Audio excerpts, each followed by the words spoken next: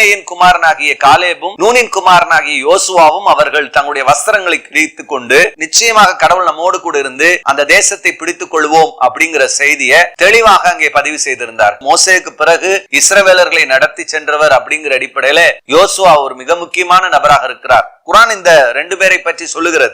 ஆனால் அந்த இருவருடைய பெயர் அங்கே குறிப்பிடப்படவில்லை அப்படிங்கிறது நம்மாலே அறிந்து கொள்ள முடியும். இது மட்டுமல்ல, அந்த 12 கோத்திரத்துடைய பெயரும் அங்கே குர்ஆனிலே குறிப்பிடப்படவில்லை. இது மட்டுமல்ல, நிறைய நபர்களுடைய பெயர்கள் குர்ஆனிலே விடுபட்டு இருக்கிறது அப்படிங்கிறது ரொம்ப முக்கியமான ஒரு செய்தி. துல்லியமான தரவுகளை வேதாகமம் பதிவு செய்திருக்கிறது அப்படிங்கிறது ரொம்ப முக்கியமானது. பல நூற்றாண்டுகளுக்கு பிறகு வந்த குர்ஆனிலே இப்படிப்பட்ட செய்திகள் தவிர்க்கப்பட்டிருக்கிறது அல்லது அந்த இடத்துல விடப்பட்டிருக்கிறது அப்படிங்கிறது காரணம் பெயர்கள் சொல்லப்படாத இடங்களிலே இவைகள் கேள்விப்படப்பட்டிருந்தால் நிச்சயமாக இந்த பெயர்கள் விடுபட்டு போயிருப்பதற்கான வாய்ப்புகள் இருக்கிறது. நம்மாலே புரிந்து கொள்ள முடிகிறது. இன்னொரு வீடியோ மூலமாக உங்களை சந்திக்கிறேன். God bless you.